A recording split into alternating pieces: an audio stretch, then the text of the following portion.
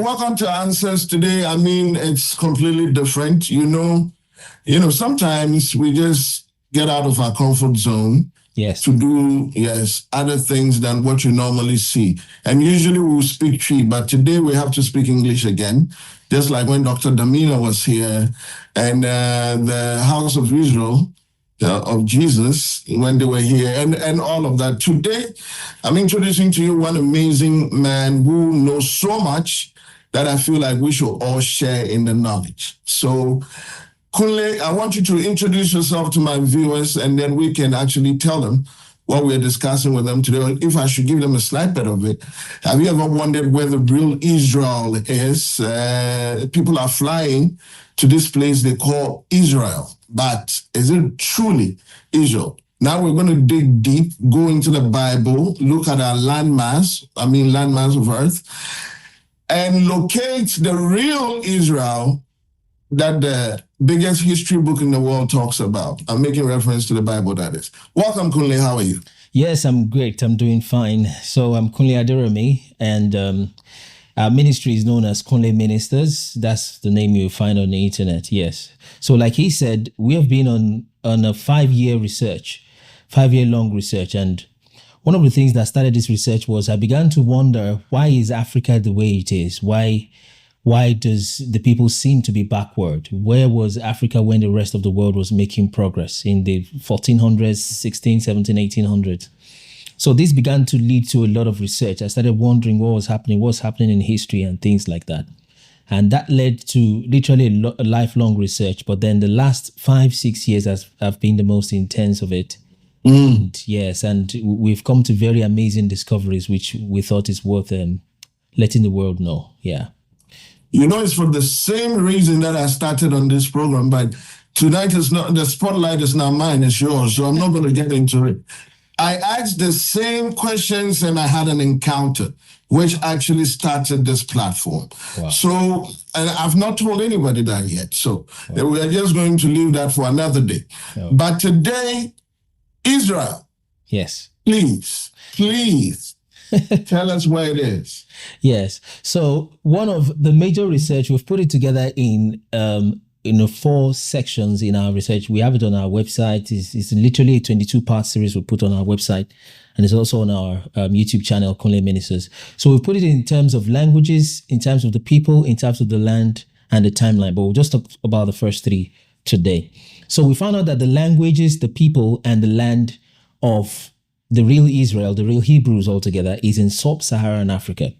Okay, and we can start off with the language. We found out it's starting from Guinea up until Togo, up until Ghana, Benin, Nigeria, Cameroon, all the way down like that is where the real land is.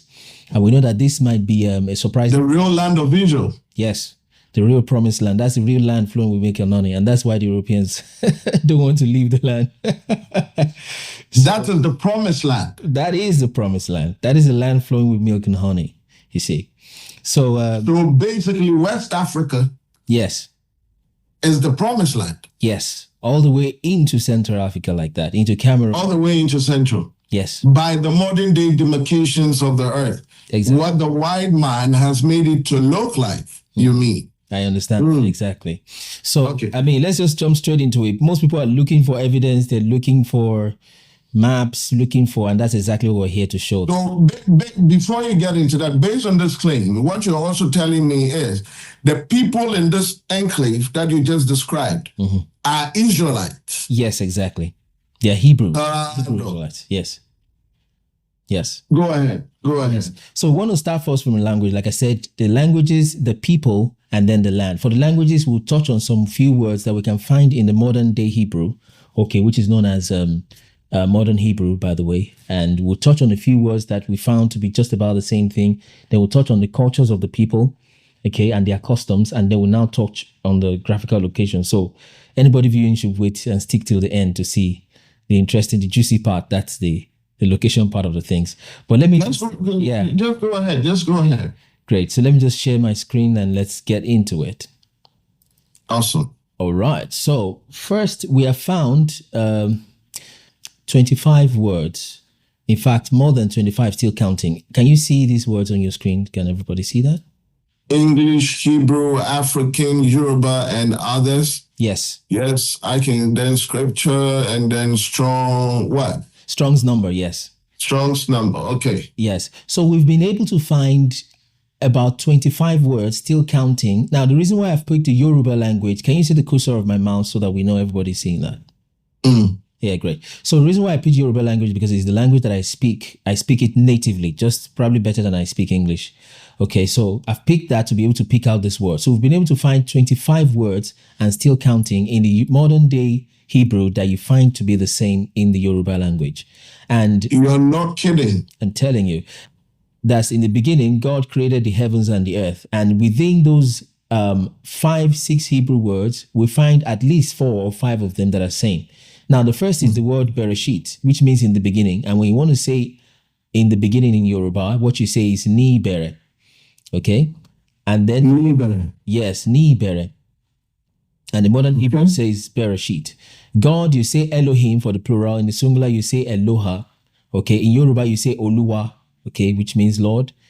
From heaven, you say Shamayim. That's the plural. The singular is Shama. You say Sama in Yoruba. In Amharic, you say Sama. Or Samai in Amharic, you say Sama in Hausa. And when you say and in Hebrew is et. In Yoruba, you say ati. You say, when you want to say earth in modern Hebrew, you say eret. And there's this word in Yoruba that says ere, which means wetland. And then there's another word inos, which is a word for person in modern Hebrew. And you say onye in Igbo, you say enio in Yoruba language. There's a word for okele. You know, we have a lot of swallow meals in Africa. So when you say okele in Yoruba language, that's the exact same word for food or for eat in Hebrew. You see? And in the Hebrew. Yes. And we've put all the Hebrew Strong's number on the extreme right here so people can go have a look at it. So this father and mother is very common in most languages, but it's the same word, baba, abba. There's part of Yoruba that literally say abba for father. Ima, you have mama. Then you have malak, you have malaika in Yoruba language. You have the word ba or bo in Hebrew. In Yoruba, you say bo to means welcome or to say when somebody's arrived. That reminds me of akwaba. Ekabo. Yes, ekabo. Do you know akwaba? Akwaba is the way you say, is that language chi? That's chi. Great. Means welcome. Yes, great. So akwaba like that is in Yoruba, you say ekwabo. Okay? Yes. So you say a great similarity right there. Yes, and the reason that's why I was confident of picking the Yoruba language because it's so connected to the other African languages. Yes, so that akwaba, that's ba. What does come mean in Ghana? Just curious. Bra. Sorry. Bra. You mean come? Yes. Come in the local dialect in Chi. Yes. That is bra. Wow. And how do you spell, if you want to spell it, how do you? B-R-A? Yes. So in Hebrew, it is ba. You see what I'm saying? In Yoruba, it is bo. And in Hebrew, it is either ba or bo. So you begin to see those similarities all over the place. Even in Ghana, which is another local dialect, it's the same as the Hebrew. Ba. Yes, exactly. Ba. Because the guy will say ba, bawate. Wow. Come, let's go. And the Hebrew will say, boite. Come, let's go. So those are the similarities we find in all those languages. Let's still check a few more while we. And by the way, they can check these things on the website. They are all there. They can just have a look and see. So we have a lot of words like that. The word for bad is ra in Hebrew. In Yoruba, you say ra for something that is rotten or that got bad, like a fruit or something. Yeah. So you have yes, ra. So the word for onion is batsal. In Yoruba, you say alubosa. When you want to say shout, you say ruwa. In Yoruba, you say ariwo. You have nabi for Hebrew. In Yoruba, you say anobi. By the way, there's this word nubia. You know, I don't know if you have heard that word nubia. It was used to describe black people. Exactly, and the southern part of Egypt. You see, yes. And then that nubia is almost like you're breaking two words down. You know, it's almost like you're breaking two words down, which is the nubi, for example, means prophet, just like we have it in this. Yeah. So nubi means prophet, and then Yah is the word for God, right? Like Yahweh, you say. So Nubia is like saying the prophets of God. Nubia, it up like that. So that's why African people are almost always spiritual, and everything that they do is literally in their DNA, because it's literally who they are. It's literally who they are. Ours is not religion, it's spirituality. And nobody teaches you spirituality. You're born with it. Yes. It's literally with the DNA like that. So nobody contaminates your spirituality. And that is what even the Bible states. It's religion that actually allows somebody to have control over you because of doctrines and set rules and all of these. I get you.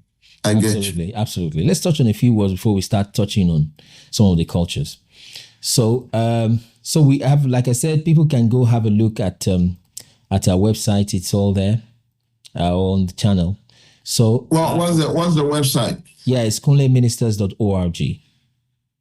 .org, okay. Yes, .org, yes. Just that. And these documents that you are sharing with us on screen, I think if you can give us a link to them so we can post under this video, so people can just click and it takes them there so they can reference them. Yes. Because I realize it's more than what you just mentioned. You just want to brush through. Absolutely. So, so those are just the words. There's another word for see. You say roa or re or re. In Hebrew, in Yoruba, you say re. When you see something, you say re. So you have all those words there like that. And the same thing across all other African, many other African languages like that. So I want to jump to the peoples and the personalities. Now, there are some practices that we have in Africa that are literally Hebrew. And it's not something we're trying to do in order to be religious. Is what we do as part of. One of them is circumcision. In Europe here, you want to circumcise your child, you have to pay for that, especially. They normally don't circumcise children. And some people like to say that maybe we copied that from the Europeans, but that is not so. It's absolutely, if you want to copy someone, you don't do that by cutting off the foreskin of an 8-year-old boy. I mean, that's not what you copy.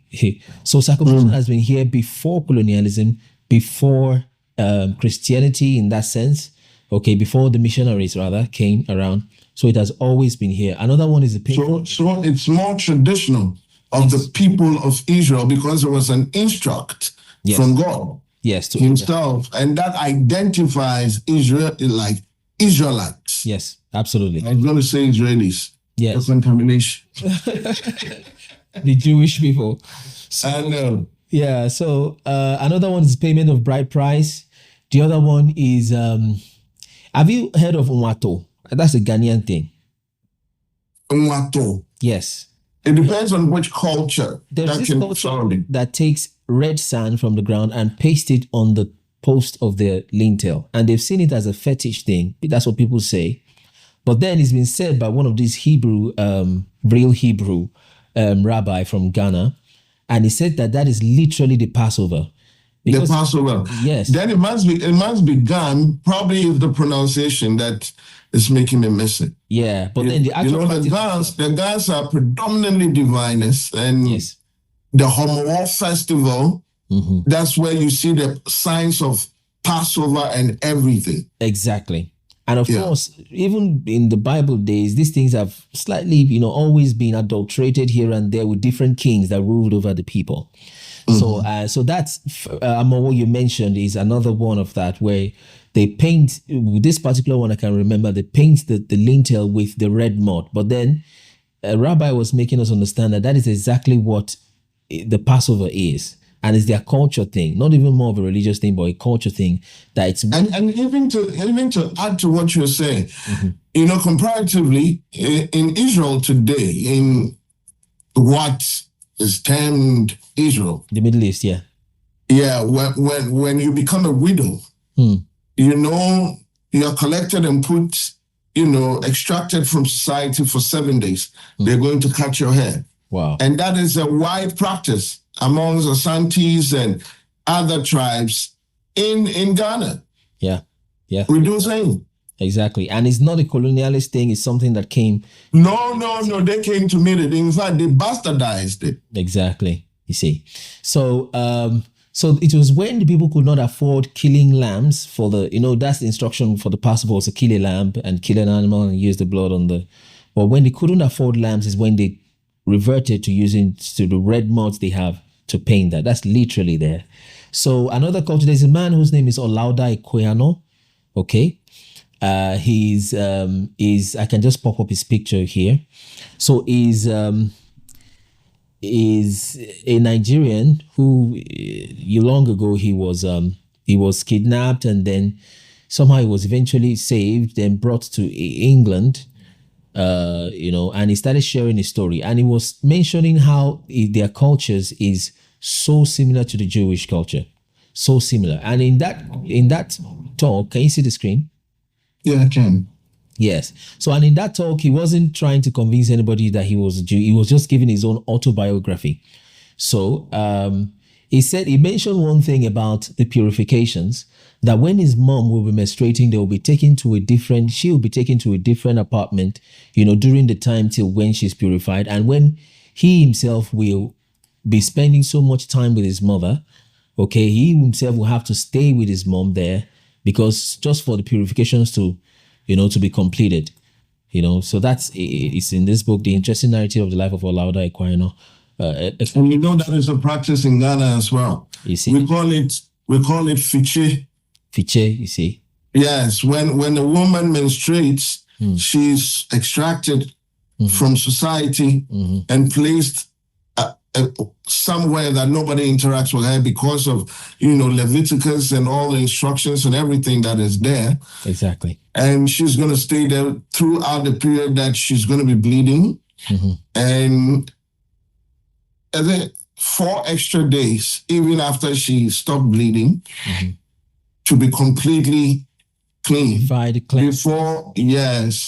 Purified, I should say, before they are introduced back into society. Exactly. And those are just Hebrew practices that are literally part of the people's culture. Let's move ahead. Let me see if we can pick one or two before we get to the sweet part, which is the location, which most people will be waiting for. So, so bride price, polygamy, greeting elders, this greeting of elders. In Europe, you don't, you just call it that, hey, what's up, that? In Africa, you don't do that. So that worshiping. And they wonder when you're an African and you tend to greet everybody, they're like, why are you greeting everybody you see? I know. What? I'm like, that's culture. Yeah. That's me, naturally. Exactly. So, so those are the things about the peoples and the culture. And there's something I need to mention, which I didn't put here, should have been here. There's something called vitiligo. Did you know that the real meaning of leprosy that we know in scriptures is not that disease that chop people's hands off? Yeah, the real Hebrew meaning, even in Igbo land till today, the real meaning of leprosy is vitiligo, when a person loses their skin. I don't know if I can pop it up here. Vitiligo. That loss of skin coloration. Vitiligo, let's just have a look at it. I'll share my screen images. I'll share my screen just a minute. So is that loss of pigmentation that vitiligo is? That is why Naaman, that captain of the host, can have leprosy and still fight battles. If it was somebody that lost his fingers, there's no way you lose your fingers and you still fight battles. How could you hold the weapon? Exactly. So this is what leprosy really is. But then the meaning of that was changed over time. The same thing with the meaning of wilderness. When people read wilderness in the Bible, they immediately think a desert. No. A wilderness is a wilderness. It's a place where you have wild animals, where you have greenery. You see, so they are saying, well, is it wilderness? There's no way God will take his people and take them to a barren land. Enter a wilderness and make the place, just cultivate it, then you have a fruitful field, literally. So this is the real meaning of vitiligo. That is why they say it came back leprous, white as snow. If you remember that term, they're always saying leprous, white as snow. It's because the skin become whitish. And tell me, if you're already whitish, if you're already a white person, like the people in the Middle East today, you cannot be affected by vitiligo because there's no pigmentation to lose in the first place, if you get my point. So the darker you are, the more vitiligo tends to be obvious to you. And the same thing with Moses. When he put his hand in his vesture, it became leprous. In other words, it became whitish, you see. So, and that's what vitiligo is.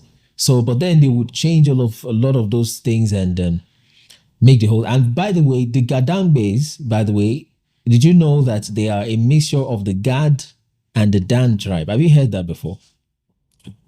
No, you just opened my eye to that. Yeah. You said a mixture of what and what again? The tribe of Gad and the tribe of Dan is why they are called Gad Dangbe. And even in the Igbo land today, you can still find where they call Obugad, where they have the statue of God literally in their midst. Yeah. In Igbo land. Let me show you that picture. Obugad. Yeah, there we go. That is that's a statue of God they have. And who is God? I'll just show that to you just in a minute. Table of Nations. Yeah. So this is the family tree of the Hebrews. Yes, literally the whole world, really. But then it's like what we have is the whole world is the big bracket from Adam. Then we have the Hebrews. The Hebrew was gotten from this man. His name is Eber. He's about the 14th from Adam. Can you see that number 14 there? Yeah. Yes. So everybody from Adam is from the whole world, the humans in the world. And then here you have Eber. Is from him they got the name Hebrew. And yes, and after that you have the Israelites are the children of Jacob. Okay, Jacob. Descendant of Abraham. Yes, Isaac, Jacob. The son of. Yes. So Eber is the 14th. Jacob is the son of Isaac. Yes, son of Isaac. Yes, that's why I have Isaac here as 21. And all these things, like I said, are on the website, and we'll put the link in the description. So Jacob there, and then you have Gad. So Gad is the son. So the Jews is just people from Judah. Yes, so let's see where Judah is. So that's Judah there. You see? Yeah.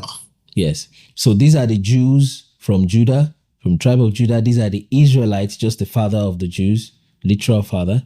And then the Hebrews go all the way up to a wider people from 14 here. So that's the world, the Hebrews, the Israelites, and the Jews. So just a big bracket into smaller brackets. I don't know if that makes sense. It does. Yeah. So this is the person called Gad. He's one of the sons of Jacob. So the people from Gadambe are a mixture from this Gad and the tribe of Dan.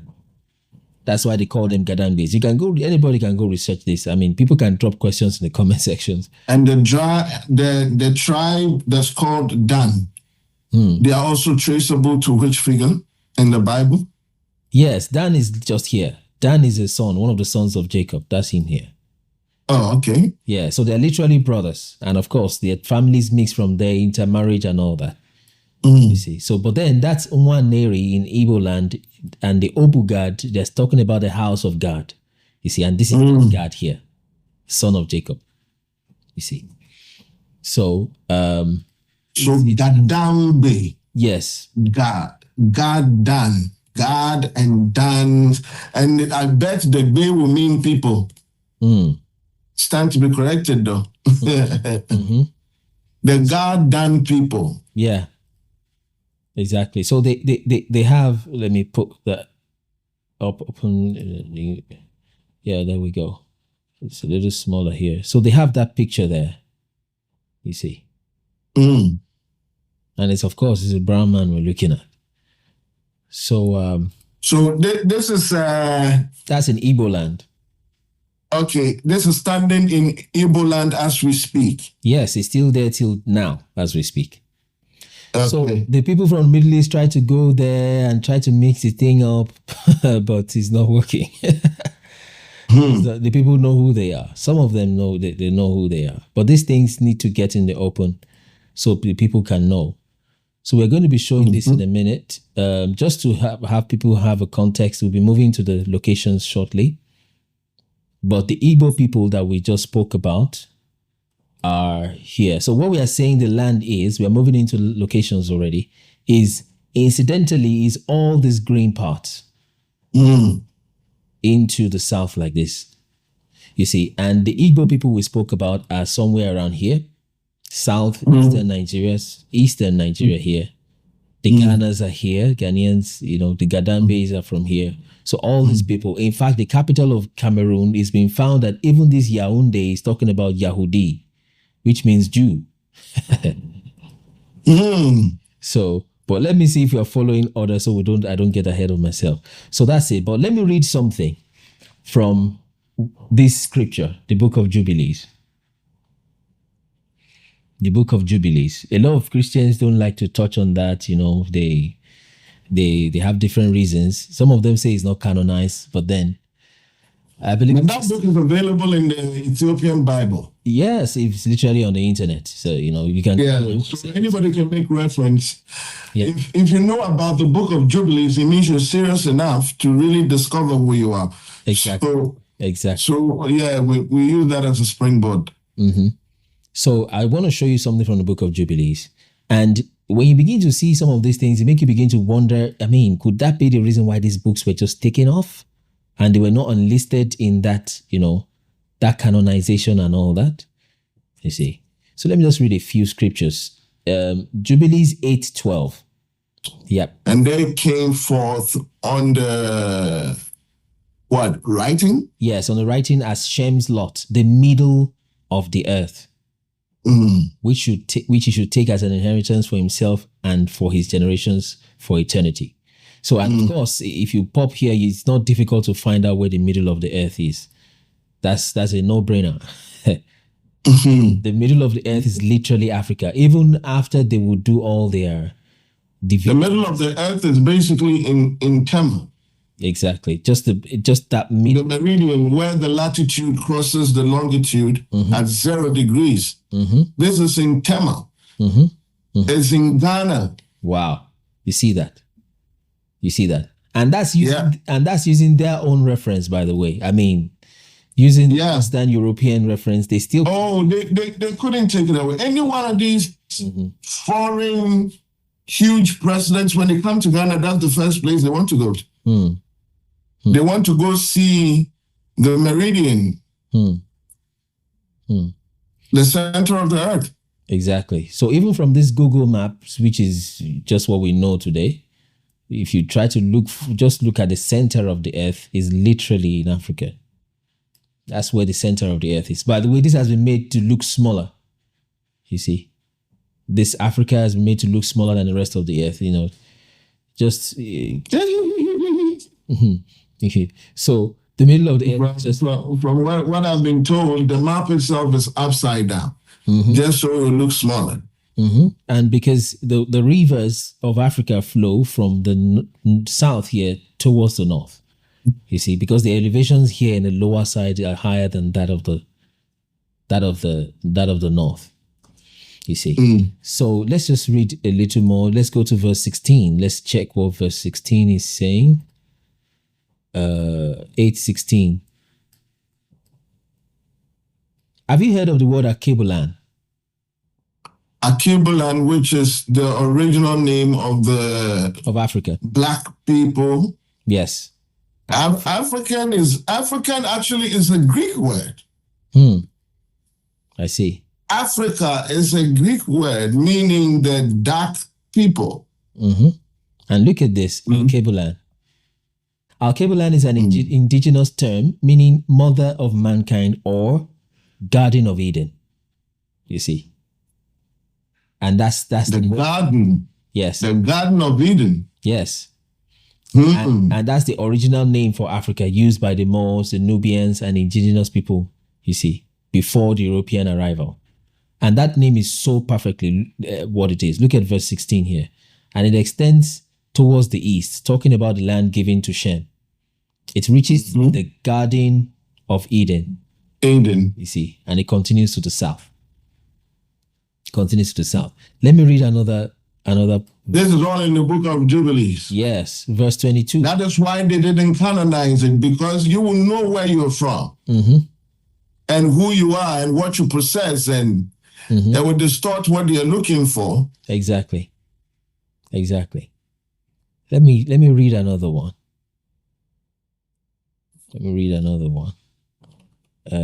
Which will be much interesting. Verse 29. Now, this is the land which came forth for Japheth and his sons, as the portion of his inheritance which he should possess for himself and his sons for their generations forever. 5 great islands and a great land in the north. And that is why we have it here, that the land of Japheth is in the north here. Japheth is in the north.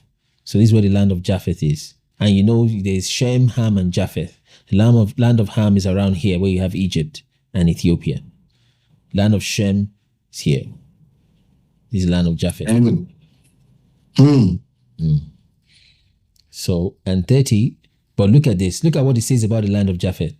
But it is cold. Cold, exactly. And the land of Ham is hot. Yes. And the land of Shem is neither hot nor cold, but is of blended cold and heat. Exactly. Are you kidding me?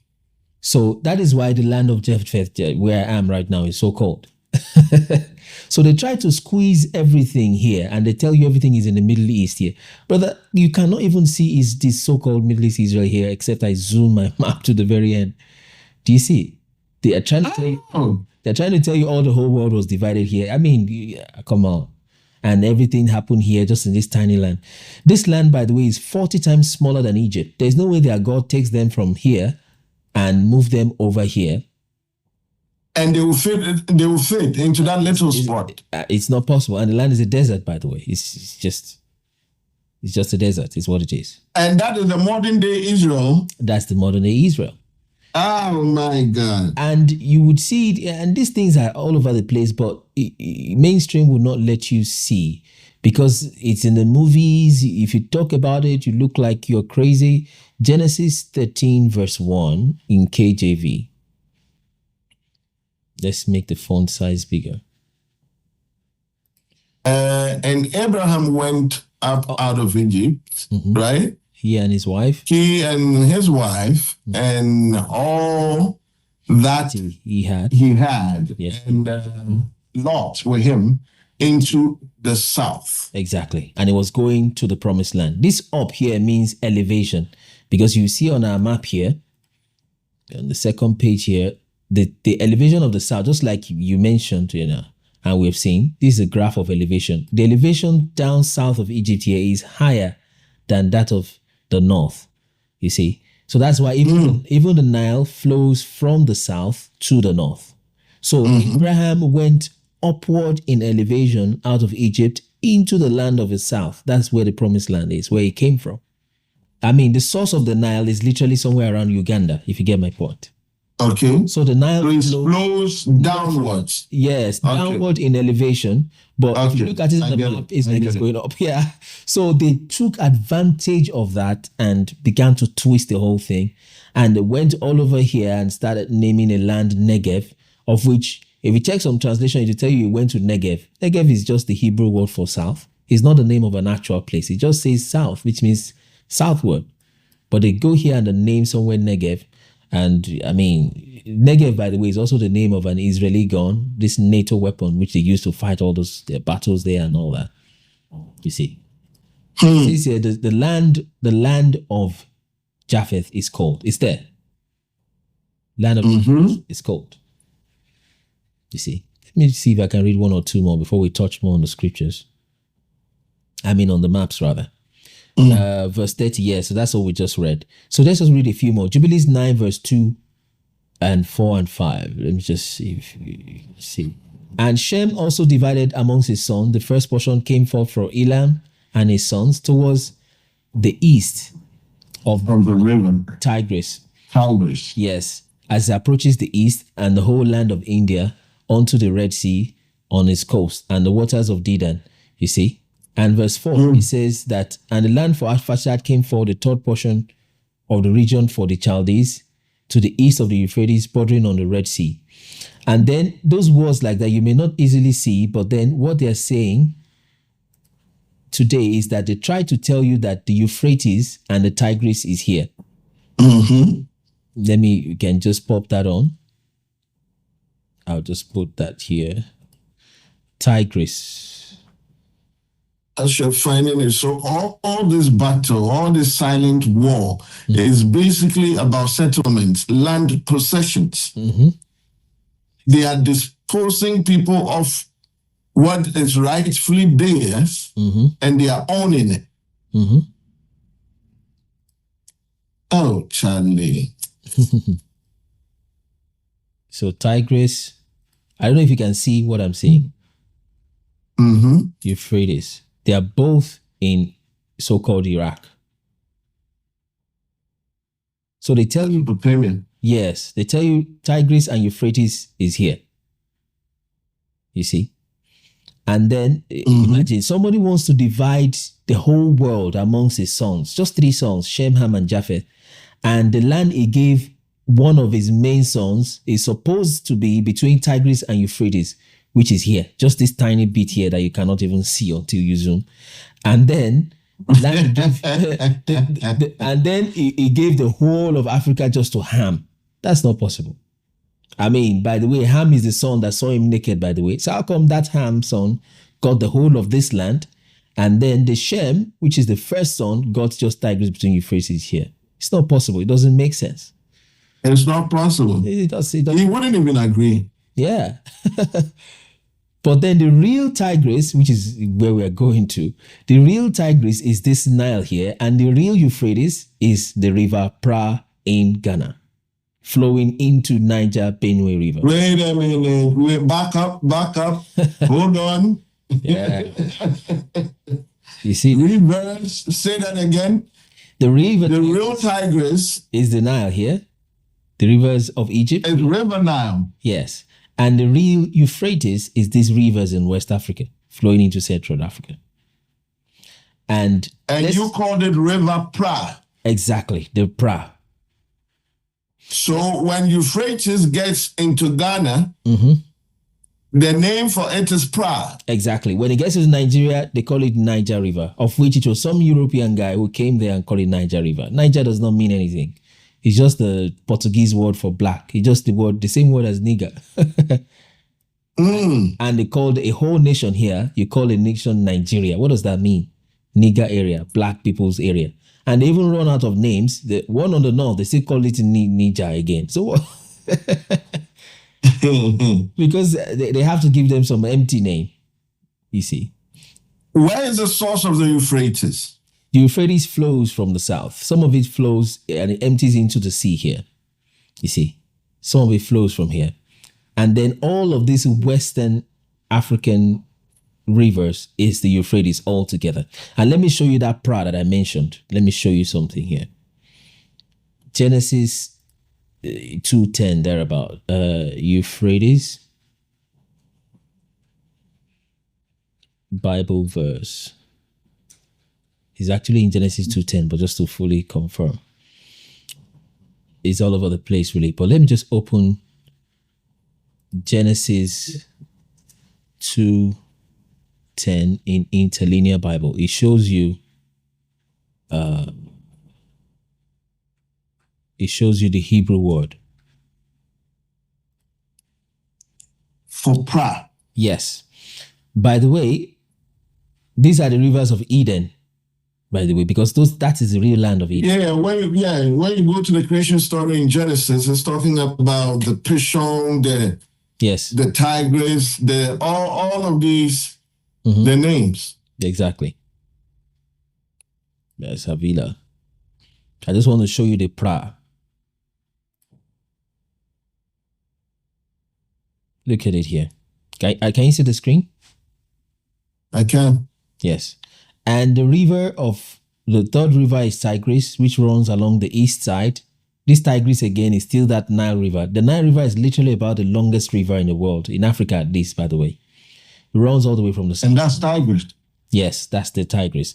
And you see just here, they call it Hiddekel again. So there's quite a few names it attains as it moves to the country. But look at the word Euphrates. Euphrates is a Greek kind of thing. This U is a Greek word. You see, the real word is the pra there, or the fra. Look at it, parat. You see that? That's the Prat River. Prat. Exactly. The Prat. Exactly. River Prat. So it's Prat. Yes. And then it's been corrupted or it's been localized. It's more notified to Pra. That is it. Let me show you something else. That may not be enough for our viewers because I know there will be a lot of doubters there. So, yeah, and look at this. This map is on our website, by the way. They can download it for free. And let's look at some of these references for each of the locations we put here. For example, this Damascus is in Damasak in northern Nigeria, border between Nigeria and Niger. That's where Damascus is. Oh my God. So, but let me show people a map because they might be like, maybe this guy is just... Now, these references, you can always just check them at the bottom of this map when you download it. So this says I, S1, O, and P. So let's go look at that in our references. It's not something you need to memorize. You can always check it. I, let's look at the reference I here. Where does I go to? This is where people know how to use the map. It took us years, by the way, to master the usage of the map. Yes, and to literally create this map, really, because we made this map, actually. I made it during that research time. Okay. So look at this O is Guillaume Delay map, okay, which I'm going to pop up shortly now. Okay, that's map O. So when you download it, they can get the package. It comes with all the other smaller maps there. So look at it here. So this map is from, 1707, by the way. I don't know if you can see this. I can. Euphrates River. You see that? And that's the kingdom. That's Judah there. Kingdom of Judah. Right in West Africa. It is in West Africa. That's Benin there. You see? Zoom in. You see Euphrates there. I'm shocked. Telling you. It's real. They can download this thing. It's difficult. And like you and I was discussing. I'm even seeing Tafo there. Tafo is predominantly, name of provinces in Ghana. Yes. But here, they've not started parting the lands here. That's Akam there. They've not started parting the lands here. That's Akani. Yeah, but the name, that is even there. That's what I'm saying. So they've not started naming you people Ghana, Niger, and all of those funny names at this point. I know. I'm going back to the argument of the languages and, pronunciations and namings of things and how it corresponds to what is in the Bible. Exactly. More than what the English will ever do. That's it. You see. That's the River Pra there. And so people don't think there's another reference altogether here. This is national. This is even using their own reference. This is a European kind of documentation. This is National Geographic Society, US. Okay, this is the National Geographic Society, Washington, 1888 to 1959. This is one of their writings, publications. This researcher was saying this. In the kingdom of Amenuan, there enters a branch of the river Euphrates. It tells you that river is the river Niger. The friar does not confuse this with the Mesopotamian Euphrates. You see, in other words, there's another one in the Middle East there. That's a different one. But this one is saying there's a Euphrates here that I'm seeing here. This is a European speaking. But assumes that two rivers with the same names. So I'm saying, and it differentiates it here. The Euphrates, the real one in Africa, he just spells it with an F. The other one there in their side is spelled with a PH, which is a Greek thing when you spell F with PH. See, and it even further tells here, is referring evidently to the river Benue, a tributary of the Niger River. You see, that's Euphrates there. And this river forms three branches, blah, blah, blah, just like it's in the Bible.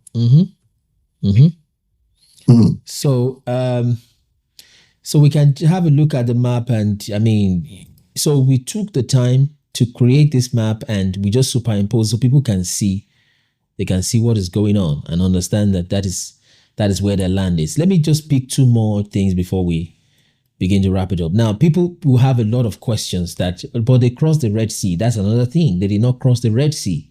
What they crossed is the Reed Sea. I don't know if I heard that before. Yom Suf. Reed. Yes. What they crossed is the Reed Sea, not the Red Sea. You see? They crossed the Reed Sea. And the Reed Sea is the Nile again. The Reed Sea is the Nile. You will check that. I don't know if you're seeing my screen. I am. Yeah. They crossed the Reed Sea. Let me pop that scripture to you. And another one I'm going to show. East wind.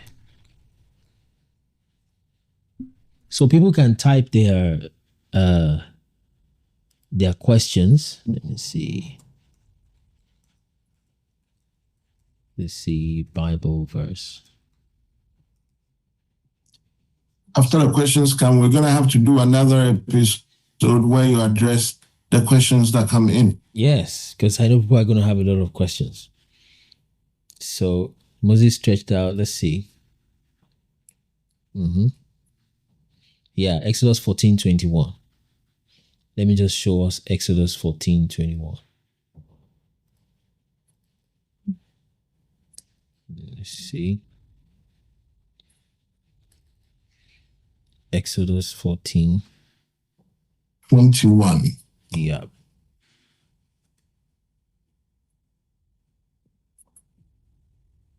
So let's read what we have here. It just helps. Yeah, I'll do that. And Moses did what? Stretched out his hand over the sea, and the Lord caused the sea to go back by a strong east wind. Yeah, that's what the point is. All night. The strong east all night. Yes. So this east wind is what I want to bring out from there. And made the sea dry land, and the waters were divided. Yes, and waters were divided. So if an east wind is blowing, do you notice it's coming from where? From the east, isn't it? Yeah. Yes. If an east wind is blowing, it means the east wind parted the river from the east towards the west. And definitely implies that's the exact direction of the people who are crossing the sea. They cross from the east towards the west. The west. That's it. Not to the northeast like this, to that tiny land. No. Another thing you will find is... So where does the Reed Sea come in?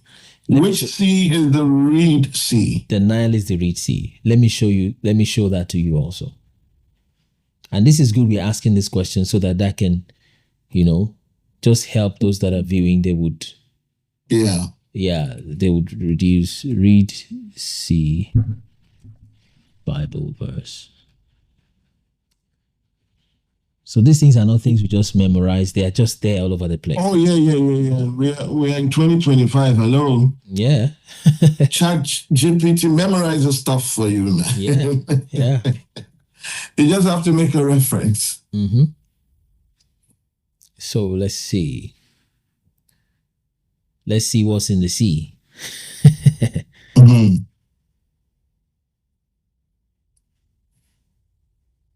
So Exodus 14. Let's see if we can push it from there.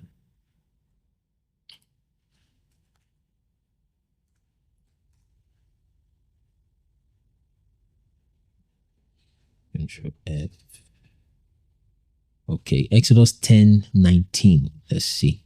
So I'm going to show you in Interlinear Bible. Exodus 10:19. 10.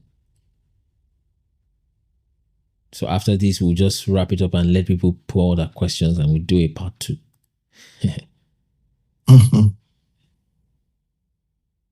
So look at it here.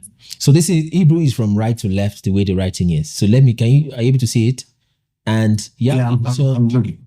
Yeah, it turned the wind. That's the wind that brought the quails, by the way. That one came from another direction. That brought the locust, rather. Okay. It took away the locusts and blew them into the Red Sea. That's what the English says, the Red Sea. Okay, and there remained not any one of them in the territories of Egypt. But look at that Red Sea here. It is Yam Suf. Yam Suf. Yam is the word for sea. There's no question for that. Okay, or is the word for sea or the word for west. That's it, yeah. But then the word for Suf is not the word for red in Hebrew. The word for red in Hebrew is Edom or Adam. But let's look at this red here. Let's look at it here. That's it, Suf. It means reed. You see it here? Suf. Definition, reed or rush. That's papyrus. Is a play, is what the English word tries to do with a play of words that started changing red to read. If you try it in any other language, it's not going to work because, I mean, there's no guarantee that the word for red and the word for read will be that similar. You just remove one E, one alphabet, and start confusing. And another thing is the Red Sea, the reeds cannot grow inside the Red Sea because it's a salty sea. You can't have reeds growing in it. It completely disqualifies that their Red Sea narrative completely. So they can go in here and they say they find some chariot wheels. Come on, this is thousands of kilometers. A lot of kilometers length here. You can find anything you want if that's what you're looking for. But I tell you, search along the Nile, you're going to find much more chariot wheels than you're ever looking for in your life. because they're going to come and tell you. Probably skeletal remains. A lot of things. But the way this life is whatever you're looking for, if you have fixed your mind to a certain place, you will find what you're looking for there. Even if it's not it, you would make it look like it. You see? So this is the Red Sea. It's the same sea where Moses was caught from, and some of the reeds was part of the things that was used to make his basket when it was floating in that river. So English says Red Sea. There's nothing red about that sea. You can go to that red one, that's one. But the real Red Sea is not Red Sea, it's Red Sea, and that's the Nile. Even at a point, didn't the Nile become red? Oh yeah. The plagues of Egypt. Yeah, you see. It became blood. So that actually confirms even what you're saying. Yeah. So it's Yom Suf what we have here. Yom Suf, that's the Sea of Reeds. The Sea of Reed. Yeah. Sea of Reeds. So so people can go just have a look at that and drop their questions. And I was saying here in this my slide that the same way they have taken resources from this part of the world and exported it and brought them back with poisons, with you take crude oil, you bring it back as petrol, you take cocoa, you bring it back as chocolate, take leather from northern Nigeria, bring it back and you're telling us it's Italian leather, it's the same way that they have taken the story of the people and brought it back, imported as Roman Catholicism. Exactly the same thing. Exactly the same thing. So there are many people who are saying that, they want to go back to their roots, start practicing, some things, and they get in the wrong path. And the reason for that is because they just know half of the truth. They think this Christianity thing, this following God, Bible is something written by a European person. That's not true. That is not true, because that's just half of the truth. It came, the real story is really from here. Is really from here. So what they see is just the importation part. They think it just came from Rome. No, it was exported from here to Rome first before it was brought back here. You see. So I think people deserve to know the truth.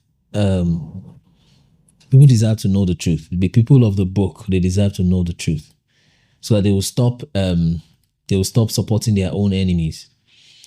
They deserve to know the truth. It's disheartening that when you try to wake people up and the kind of response they give to you, they paint you out to be the devil himself. Like, yo, what the hell is wrong with you? But I don't blame them. It takes a minute for certain things to sink into the spirit of other people. That indoctrination, when they brought all of these. To confuse the indigents, the locals, the elders never agreed with whatever they brought. So they targeted children. I see. They targeted a lot of children and taught them these. And these children have grown into generations. So when you challenge the source, they're not going to listen. Oh my God, they will insult you. They will bastardize you. They make you feel like you are evil. I see that. But the evidence is too much. There's a lot of evidence. And anybody who starts on this tangent gets an encounter some way, somehow. Like I was telling you about mine. I have traveled. I'm first a musician. And I got, his songs very early in my life. And that propelled me to a lot of travels. If you look at the treatment they give you, just because you wear black skin, you are melanated. That is like a sin. So I started asking questions. What have I done? What did my ancestors do? Who did what? What warrants all this disrespect? And trust you me, when I started walking that path, I had to become a pastor. I had to teach at church. I had to learn the Bible. I had to read history. Eventually had to set the show up to open the eyes of people that, you know what? The worship of God, like you rightly said, it's not about going to evening service in the church. Because that is a system, that is the matrix that has been created to contain you. But they wouldn't understand. But that's not going to deter anybody anyway. We're just going to, keep seeking the truth, sharing the truth, throwing the light. So we see where we go from here. Yes, so people need to be changed really literally from the heart. And then I tell them this information is powerful, by the way. But then if they don't have a change in heart, because we people, the real people of the book, and really anybody, we need to begin to love one another. It's very important. Because knowledge in itself can puff people up. I mean, the Bible has been here for ages and people will still do what they want to do anyways. But then when people change in their heart, that's where the real change comes. That's the real thing. It needs to take effect, yeah. And hopefully we hope this information, let people begin to rethink, love one another, respect. I know a guy after all of this that we have done will ask me, Kofi, yes, that's great information. So now what? Exactly. I know. I should stop going to church? Or what? I shouldn't believe that Jesus died for me? I'm like, okay, do with it as you please, but this is the truth. I know one day, somewhere, somehow, this information is going to come in handy. Yes, and that's happening already. That's happening already. Yeah. So, Kunle, let me thank you at this point. And, let's run this. We're going to give all this information to my viewers. And I know they're going to ask you questions and all that. And I think that will be the foundation for the next recording. Yep. So that we can further teach. Yes. And, open up some of these things to everybody's knowledge, because we're in the information age. Yeah. And this is the time Africans, as we have accepted to be called, are turbulence. Will have to open their eyes and realize that they are the promised ones. Yeah. They live in the promised land. Yes. They have the chunk of the world's goodness. Yes. And they are targets. And they need to begin to believe in themselves, believe in their God. That's what I'm saying. You are targeted because of what you possess. Yes. So begin to believe and wake up. Realize who you are. Yes.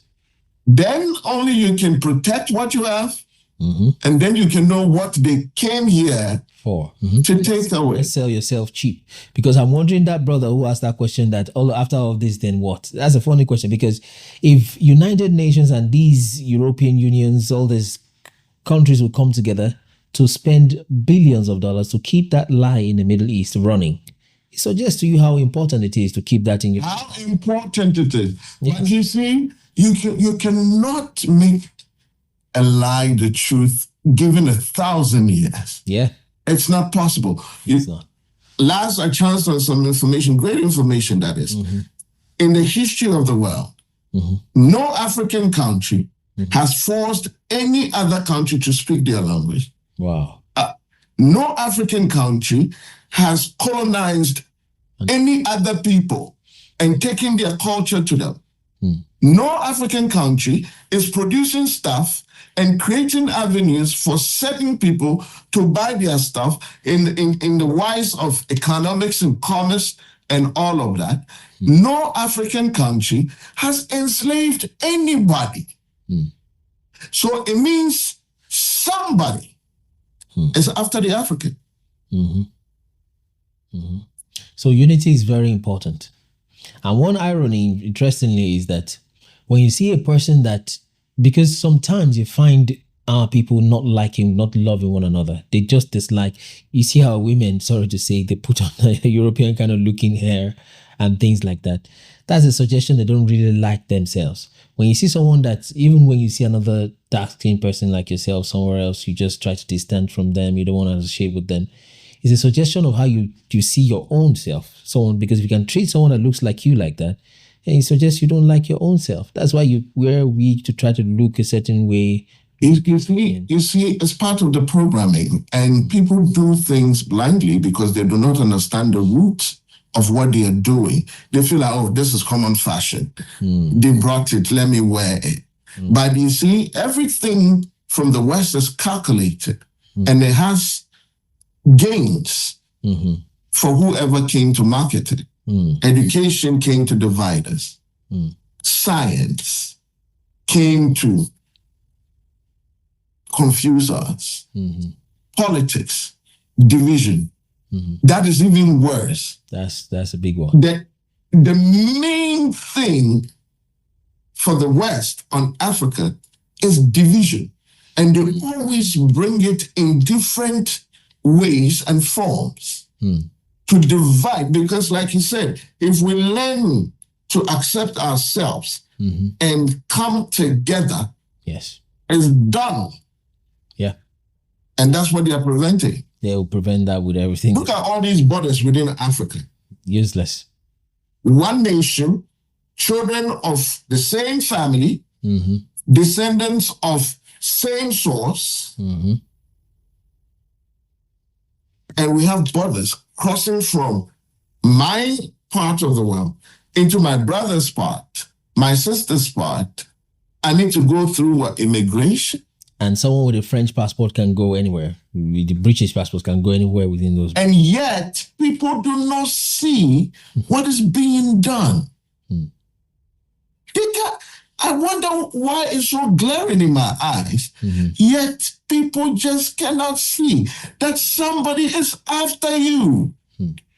Somebody is pulling strings so you don't function. It's very simple to say. It takes. As somebody will put it, it's a saddest thing. It's a saddest thing. So let's push this out to the people. Let's see how they react, how they respond, and we. Yeah. So if you have any questions for Kunle, you just have to go down there in the comment section, put it there. We both are going to read, and that's going to necessitate another recording, and then we'll get to address some of the issues that you bring up. Let's learn together. Let's grow together. The time is now. Yeah.